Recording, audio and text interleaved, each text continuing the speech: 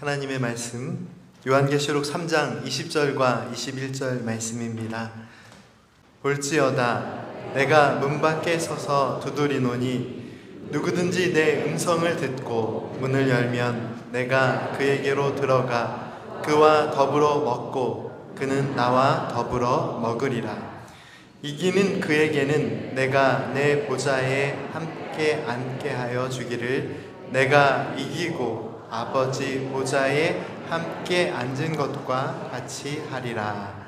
아멘. 오늘날 우리가 살아가고 있는 이 시대에는 참으로 많은 교회들이 존재합니다. 그리고 여러 교회들은 하나님의 영광을 드러내고 하나님의 이름을 높이는 은혜를 위해 부르심과 세우심을 받았습니다. 그렇기 때문에 우리는 늘 어떻게 하면 주님께서 기뻐하시는 교회의 모습을 완성해 갈 수 있을지를 고민해야 합니다. 그런데 그러한 고민과 연구 속에서 우리는 때때로 안타까운 현실을 마주하게 되는데요. 교회 다음을 잊어버리고 본질보다는 외형을, 진리보다는 유행을 따라가는 모습들이 우리 교회들의 모습 가운데 있다는 사실입니다. 특정 교회의 성공적인 사역이나 행사에 대한 소식이 전해지면 많은 교회들이 부흥과 성장이라는 명목 아래 마치 유행을 따라가듯이 비슷한 형식과 분위기를 복제하며 시행하려는 노력들이 너무나도 많이 있습니다. 물론 이러한 현상에는 숨기는 긍정적인 면도 있습니다. 신앙의 긍정적인 자극을 제시하고 또 방향을 제시하고 실제적인 훈련의 방법들을 안내하는 등의 긍정적인 부분들이 분명히 있습니다. 하지만 다른 한편으로는 우리의 눈과 마음이 그저 어떻게 하면 더 부흥할 수 있을까, 더 성장할 수 있을까라는 것에 관심을 갖게 되고 믿음의 본질인 예수님의 말씀과 참된 신앙 고백에 관심을 갖지 못하게 되는 그런 성향들이 우리 안에 있음을 확인할 수 있습니다. 바른 목회를 위한 노력은 분명히 필요한 것인데 교회됨의 본질을 자꾸 놓치고 보다 부흥하는 교회, 성장하는 교회, 그것이 우리 교회의 모든 존재의 목적인 듯 그렇게 유행을 따라가며 살아가는 목회자들 또 교회들이 많이 있습니다.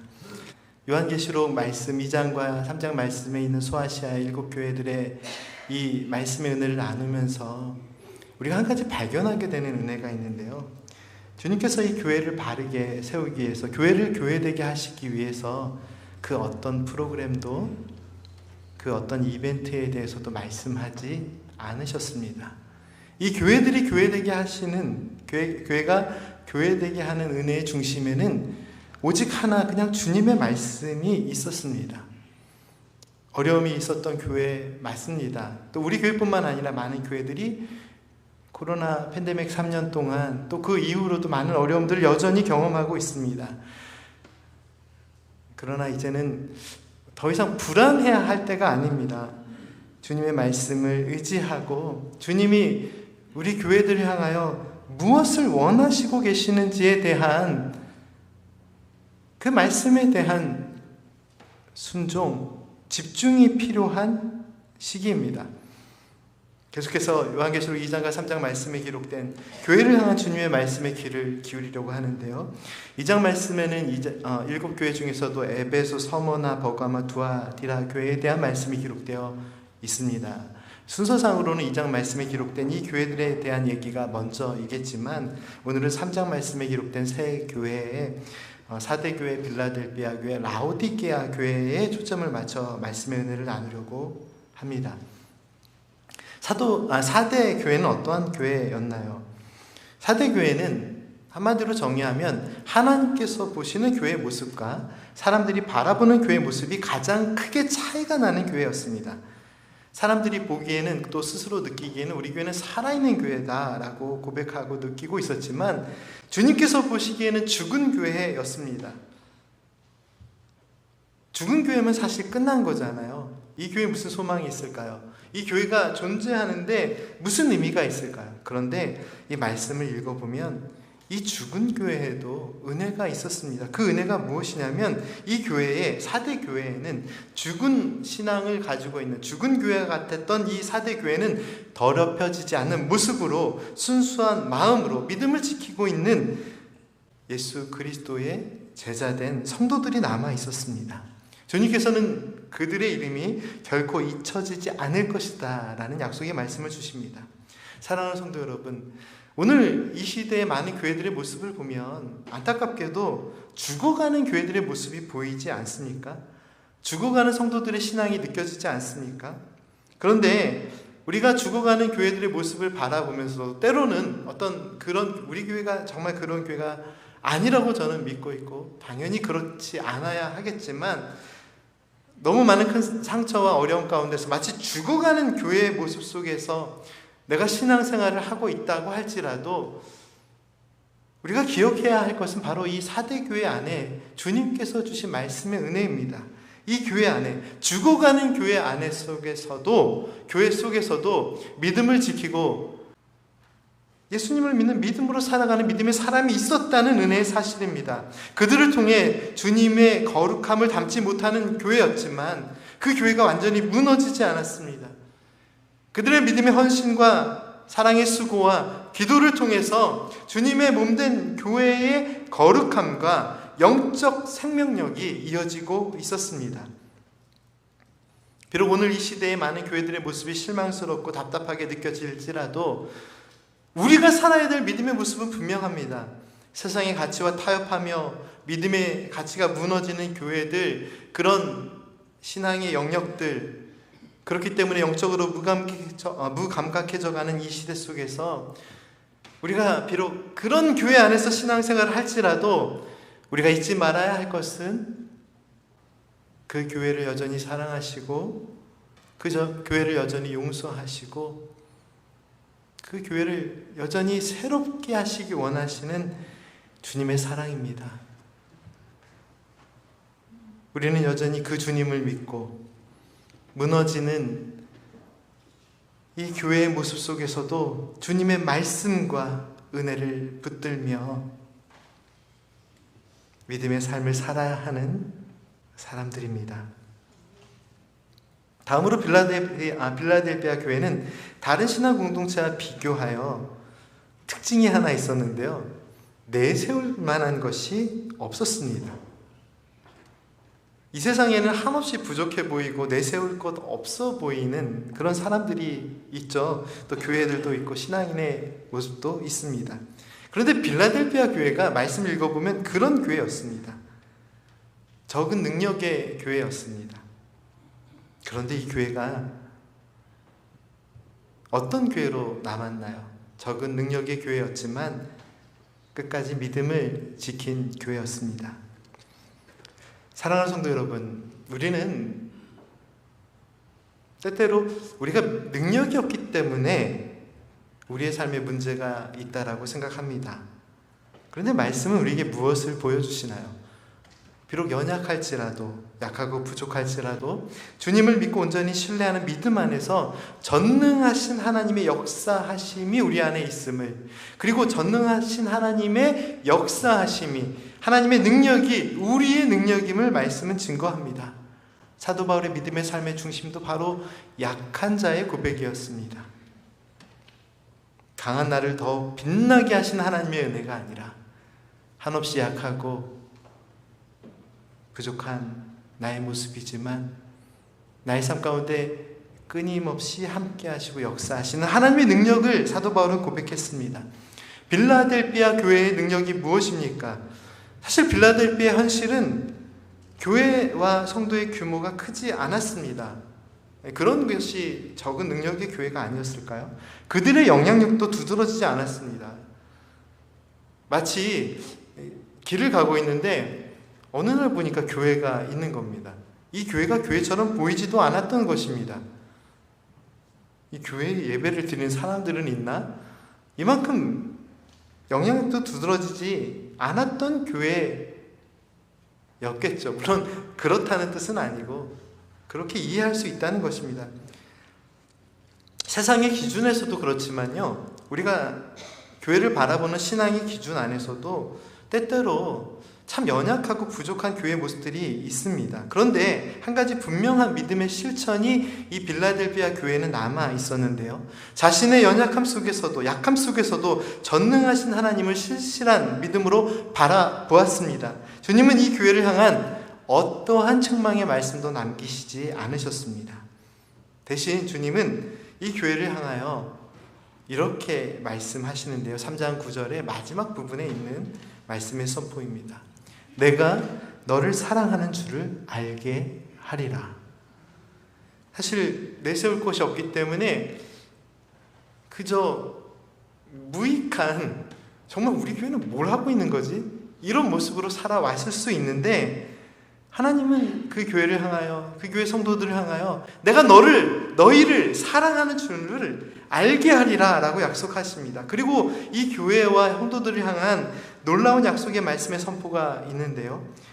계시록 3장 12절 말씀을 읽어보면요, 주님은 이기는 자는 내 하나님의 성전에 기둥이 되게 하시겠다는 이 약속의 말씀을 바로 빌라델비아 교회를 향하여 남겨주십니다. 생각해 보십시오. 어떠한 건물이 든든하게 서는 건물일까요? 건물의 기둥은 강하고 온전하고 넘치고 든든한 존재로 받쳐야 합니다. 하지만 하나님의 나라, 하나님의 성전, 하나님의 뜻은 다릅니다. 하나님의 뜻과 방법은 다릅니다. 하나님을 간절히 바라보는 믿음의 사람을 하나님의 성전의 기둥이 되게 하시는 것이 하나님의 뜻입니다. 우리에게 하나님의 나라를, 하나님의 집을, 하나님의 성전을 바칠 만한, 세울 만한 능력이 있습니까? 그런데 말씀은 우리에게 있는 능력이 중요하지 않다라고 가르쳐 주십니다. 무엇이 중요할까요? 우리가 신뢰하는, 우리가 믿는 예수 그리스도, 우리의 적은 믿음이지만, 우리의 연약함이지만, 우리의 믿음의 삶을 통하여 역사하시는 하나님의 능력이 중요함을 말씀은 기록하고 있습니다. 마지막으로 라오디게아 교회는 차지도 않고 덥지도 않은 미지근한 신앙의 교회였습니다. 차지도 않고 덥지도 않은 이 미지근한 교회가 경험해야 할 현실이 무엇인가요? 3장 16절 말씀에 이렇게 기록되어 있는데요. 내가 이같이 미지근하여 뜨겁지도 아니하고 차지도 아니하니 내 입에서 너를 토하여 버리리라. 하지만 놀랍게도 말씀은 여기서 끝나지 않습니다. 라오디게아 교회를 향한 주님의 특별한 은혜 선포가 이어지고 있습니다.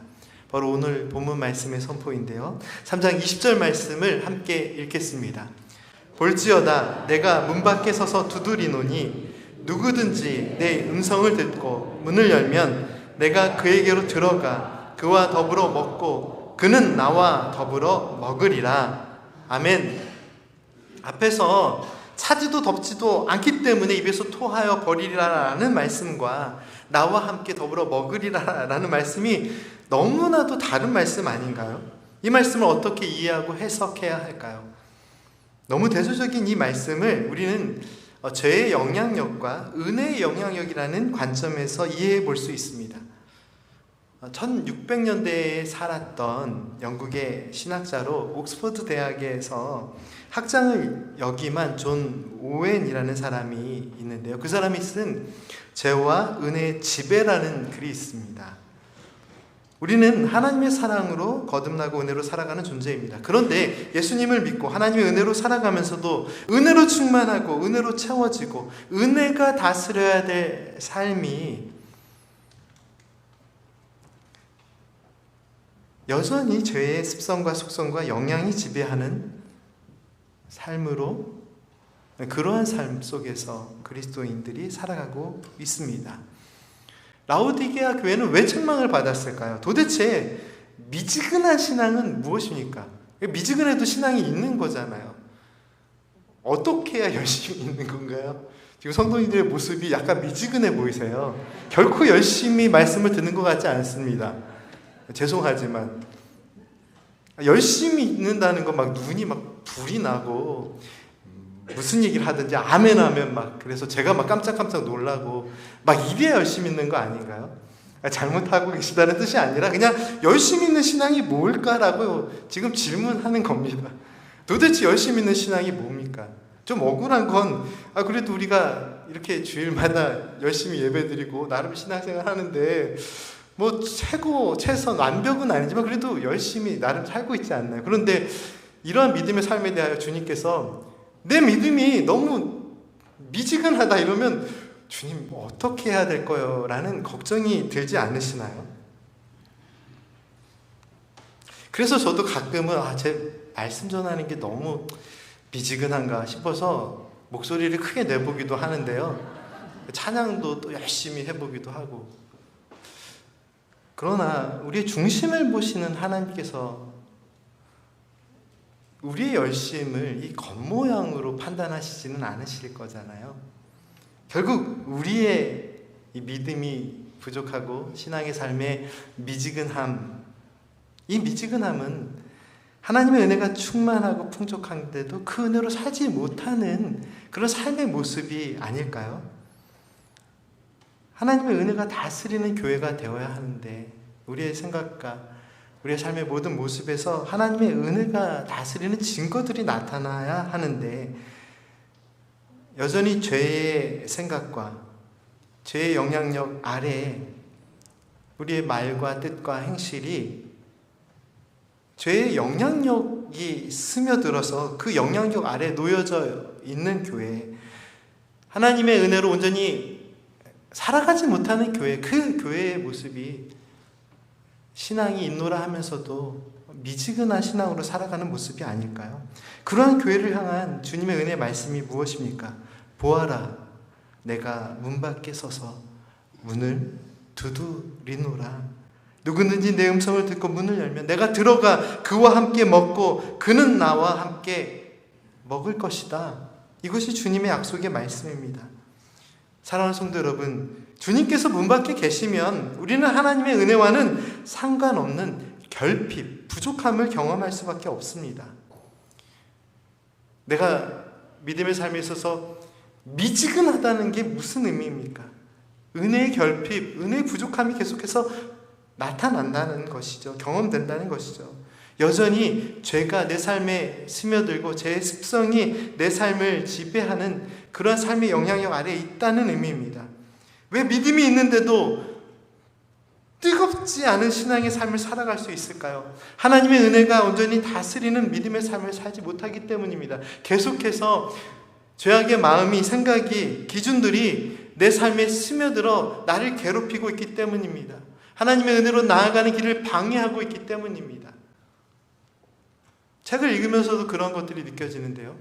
우리의 삶에 하나님의 은혜는 분명히 있지만 제가 늘 강조하듯이 하나님의 사랑이 없어서가 아닙니다. 하나님의 은혜가 부족함이 해서가 아닙니다. 하나님의 사랑과 은혜가 충만하지만 그 은혜로 나아감을 방해하는 무언가가 계속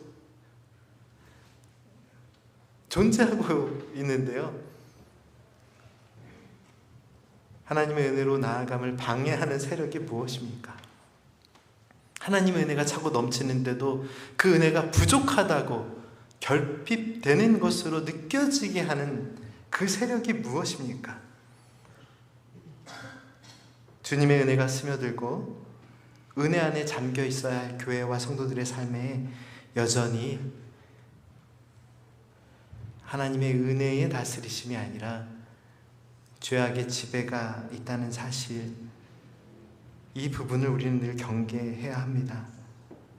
그런데 말씀 안에서 우리 주님은 약속하십니다. 이제는 주님께서 죄악이 지배하는 우리의 마음에 들어오시겠다라고 말씀하십니다. 이제는 죄의 영향력 아래에 있는 걱정과 근심과 미움과 다툼과 거짓과 위선과 슬픔과 괴로움의 삶을 주님께서 들어오셔서 하나님의 은혜가 지배하는 삶으로 바꾸어 주시겠다라고 말씀하십니다. 주님의 십자가의 사랑의 의미가 바로 그것입니다. 죄가 다스리는 세상, 죄의 영향력 안에 있는 세상이 아니라 하나님의 사랑, 예수 그리스도께서 우리의 삶에 깊숙이 들어와서 우리의 절망의 자리에서도 우리를 구원하셔서 우리를 하나님의 자녀 삼으시겠다.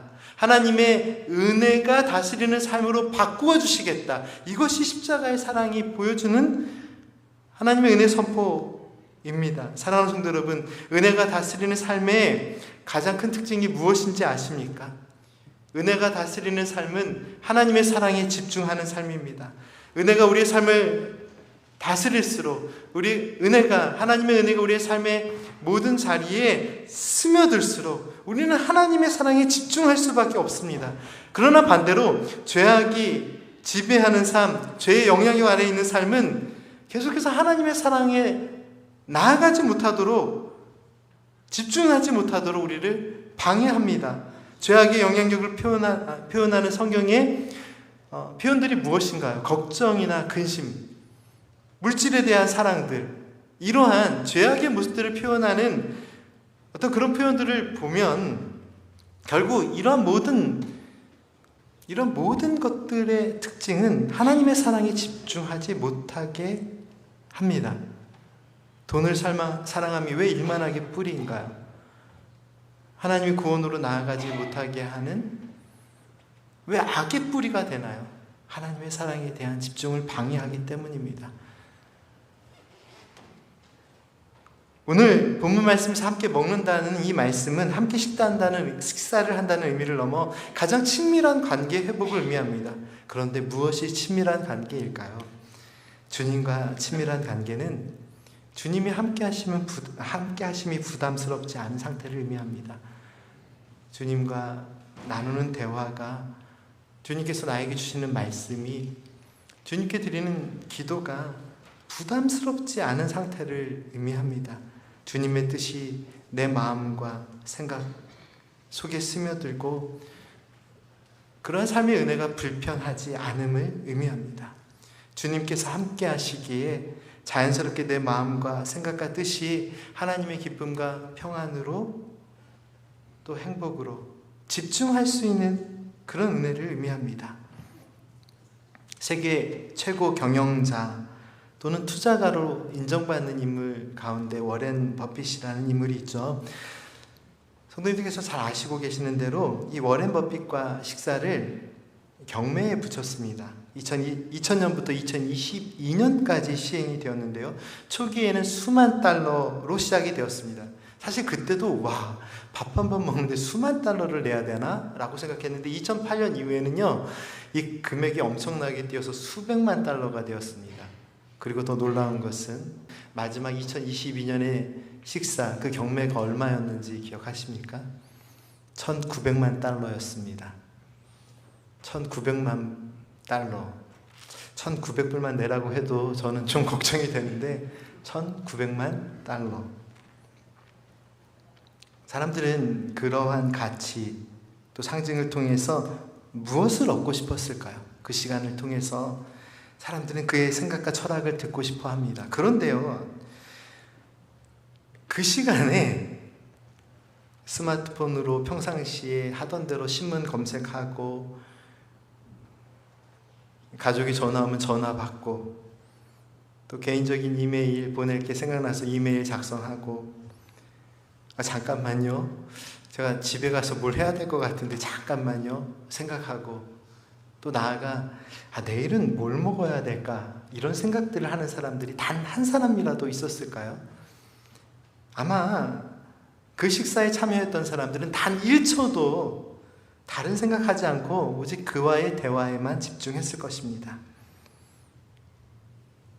그런데요, 우리의 생명이 구주 되신 주님과의 친밀한 교제가, 사귐이, 믿음의 삶이 이보다 가치가 없는 것입니까?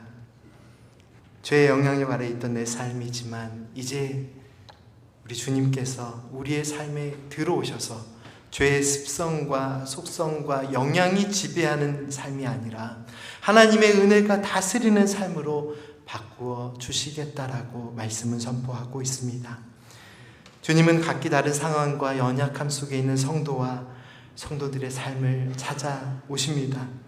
찾아오실 뿐만 아니라 그의 마음에 들어가 그 교회의 중심에 들어가서 하나님의 사랑에만 집중하게 하십니다. 주님의 뜻이 우리의 생각을 이끌고 주님의 은혜가 우리의 감정을 감싸고, 사실 우리가 얼마나 감정적인 소모가 많습니까? 그런데 주님의 은혜가 우리를 감싸는 것, 이것이 하나님의 은혜가 다스리는 삶의 모습이 아닌가요? 주님의 말씀이 우리의 삶을 움직이시는 그 은혜의 삶을 향하여 주님께서 우리의 삶에 찾아오셔서 문 두드리고 계십니다. 볼지어다 내가 문 밖에 서서 두드리노니 누구든지 내 음성을 듣고 문을 열면 내가 그에게로 들어가 그와 더불어 먹고 그는 나와 더불어 먹으리라. 아멘. 함께 기도드리겠습니다. 사랑과 은혜가 충만하신 하나님 아버지, 오늘도 우리를 향한 주님의 깊은 사랑과 초청에 감사를 드립니다. 죄의 영향의 아래 살던 우리의 삶이 이제는 예수 그리스도 안에서 하나님의 은혜가 다스리시는 삶으로 바꾸어 주심에 감사를 드립니다. 저희의 마음의 문을 활짝 열어주시고 주님의 뜻으로 저희의 생각을 이끌어 주시고 주님의 은혜로 저희의 감정을 감싸 안아 주시옵소서. 주의 말씀으로 저희의 삶을 움직여 주시옵소서.